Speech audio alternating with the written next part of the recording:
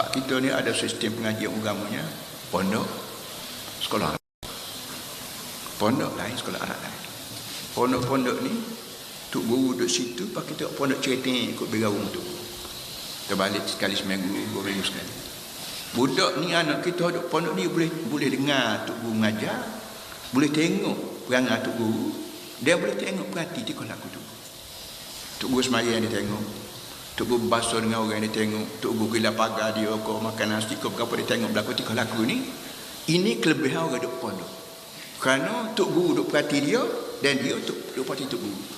Supaya zaman Nabi.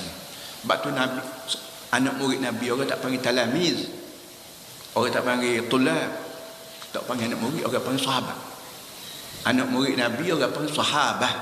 Sahibah ya sahabu sahabatan. Orang itu berserta. Sahibah maknanya berserta dengan Nabi.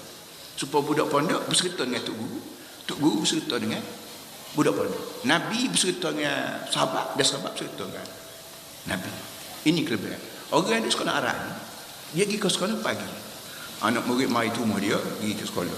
Tuk guru juga ustaz, mari rumah dia pergi sekolah. Jumpa dengan anak murid, ustaz daripada pukul 8, pukul 1. Lepas kamu balik rumah, aku balik rumah. Dia dengar dia ajaran ustaz saja, dia tak tengok ustaz rumah sembahyang lah mana. Tingkah laku belah mana dengan anak bini. Dia tak tengok.